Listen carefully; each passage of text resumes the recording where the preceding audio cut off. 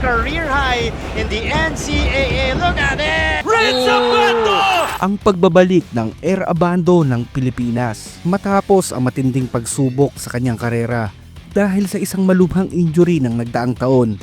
Muling nagpabalik ang kilalang si Air Abando ng Pilipinas. Nakilala siya sa kanyang pambihirang kakayahan sa basketball. Ngunit sa isang hindi inaasahang aksidente sa Korea ang pansamantalang nagpahinto ng kwento ng kanyang karera. Ang insidenteng ito ay nag-iwan ng malaking katanungan sa karamihan. Kung makababalik pa ba siya sa dati niyang galing sa kabila ng mga pagdududa. Hindi nawala ng pag-asa si Abando sa taong ito.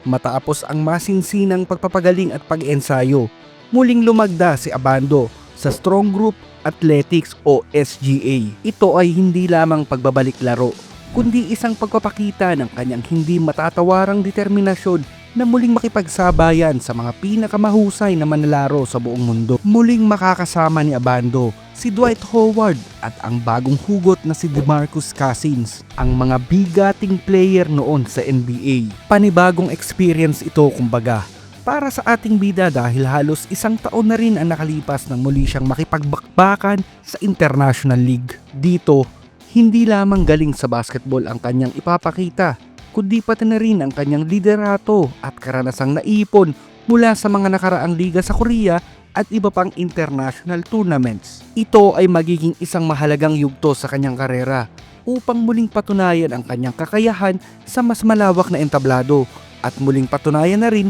sa mga taong humusga sa kanya matapos ang nangyaring disgrasya. Kaya't ang tanong, totoo nga bang 100% ng handa si Renz Abando at hindi nga ba nangalawang ang dating galawan nito? Sa kanyang pagbabalik, hindi maikakaila ang mga hamon na kanyang kinaharap. Ayon sa kanya, bagamat mas maayos na ang kanyang pakiramdam, patuloy pa rin ang kanyang pag-iingat upang maiwasan ang muling pagkakaroon ng injury. Ito ay isang paalala na sa sports, hindi lamang pisikal na lakas ang kailangan, kundi pati na rin ang tamang diskarte sa pag-aalaga ng ating sarili. Ang kanyang pag-iingat ay isang halimbawa sa mga atleta na ang kalusugan ay hindi dapat isakripisyo para lamang sa laro at maging kilala sa buong mundo. Ito na rin ang pagkakataon na posibleng mapabilang siya sa inaasam-asam nitong kupunan, ang Gilas Pilipinas. Ang kanyang kwento ay nagpapakita na ang tunay na kampyon ay hindi lamang nakikilala sa mga panalo, kundi sa kakayahang harapin ang mga pagsubok ng buhay. Sa bawat laro na kanyang sasalihan, inaasahang maraming mata ang nakatuon kay Abando, hindi lamang bilang isang manlalaro kundi bilang isang simbolo ng pag-asa at katatagan. Marami ang nag-aabang sa kanyang mga susunod na hakbang, hindi lamang ang mga Pilipino, kundi pati na rin ang mga ibang tagahanga ng basketball sa buong mundo. Grabe mga kasisya, no?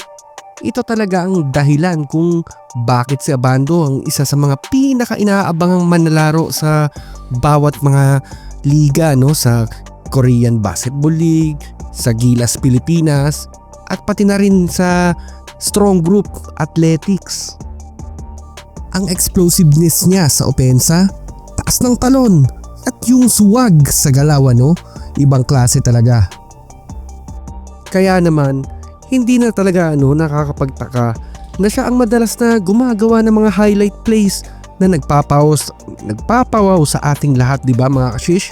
Kaya tuwing may mga laro siya, automatic may inaabangan tayong mala poster dunk, chase down block, o isang acrobatic finish na parang galing sa NBA top 10 plays, ano? Dahil yung energy na ibinibigay niya sa court, parang hindi nauubusan. May bilis pa rin, may athleticism, at syempre may puso sa laro. Kaya naman bawat galaw niya, talagang nagpapataas ng adrenaline natin, bilang isang mga fans.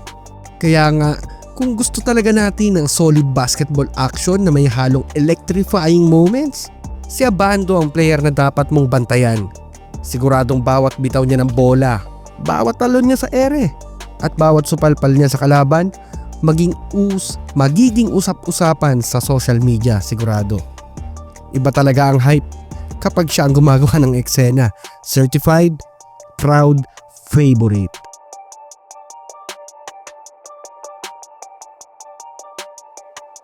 Tatanungin ko po kayo mga kashish, solid pa rin ba kayo kay Abando kahit nagka-injury na siya?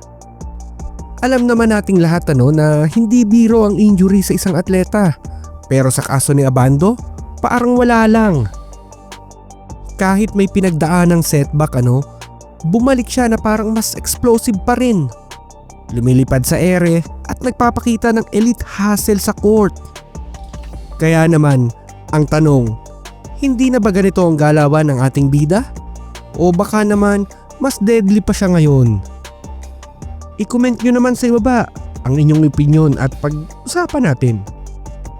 At isa pa po ang tanong ng nakararami, karapat dapat bang mapasaling muli si Abando sa Gilas Pilipinas? Kasi para sa akin, deserve niya ang spot sa ating pambansang kupunan. Hindi lang dahil sa talento niya kundi dahil sa energy at passion na dinadala niya sa bawat laro sa Gilas. Dahil ang Gilas mas lalong lalakas kung may isang high flyer na tulad niya na kayang dumepensa, umiskor at magbigay ng highlight plays na siguradong ikakatuwa ng buong bayan. At imagine ang fanbase na dadalhin niya mas maraming Pinoy ang mas magiging invested sa Gilas kung may isang Abando na nagre-represent sa atin sa international stage. Isa pa, nakita naman natin ang mga laban ng SGA nitong nakaraan lang at hindi pa rin nagbabago ang galawan ni Abando Lumilipad pa rin, supalpal dito, dunk doon na parang walang nangyaring injury. Sayang lang talaga dahil na politika ang liga at hindi nila natapos ng maayos. Pero kung ang pagbabasehan ay performance, syempre walang duda, elite pa rin si Abando. Kaya kayo mga kashish, ano sa tingin nyo? Dapat bang bumalik si Abando sa Gilas Pilipinas? Deserve niya bang maging parte ng future tournaments natin? Ilagay naman ang mga comments ninyo sa ibaba. Mga kaibigan, ipagdasal na lang natin si Abando para makakuha ulit ng kontrata sa abroad. Alam naman nating lahat kung gaano kalupit itong si Renz Abando sa loob ng court. Sana'y magkaroon na ulit siya ng kontrata sa KBL o kaya naman sa Japan B-League or sa kahit anong international league na makapagbibigay sa kanya ng mas malaking exposure at kompetisyon. Pero syempre, wag lang sa PBA, biro lang mga kashish. Kaya naman, support lang tayo ng support. Panghuling tanong mga kaibigan, saang liga ninyo gustong mapunta si Abando?